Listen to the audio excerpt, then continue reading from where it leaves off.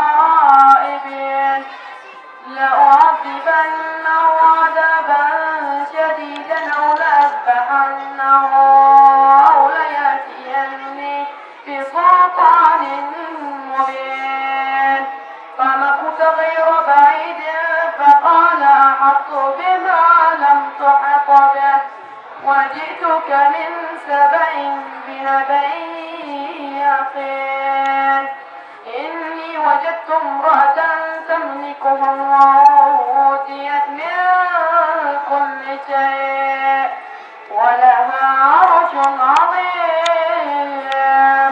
وجدتها وقومها يعبدون للشمس من دون الله وزين لهم الشيطان أعمالهم فصدهم عن السبيل فهم لا يشعرون. صدق الله.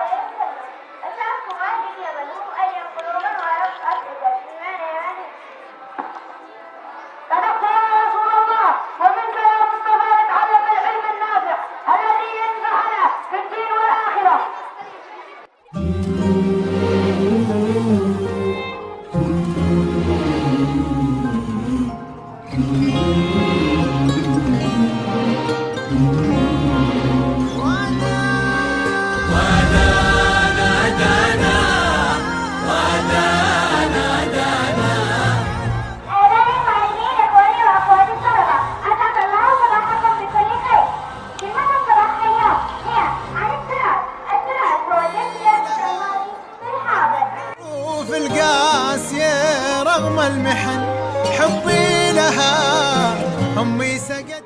الشعر والرؤيا والدنيا وكسر الأسد الذي يجب أن نحافظ عليه جيلا بعد جيل.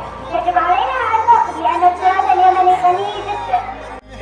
حبي لها أمي سقتني إياه في وسط اللبن إن عشت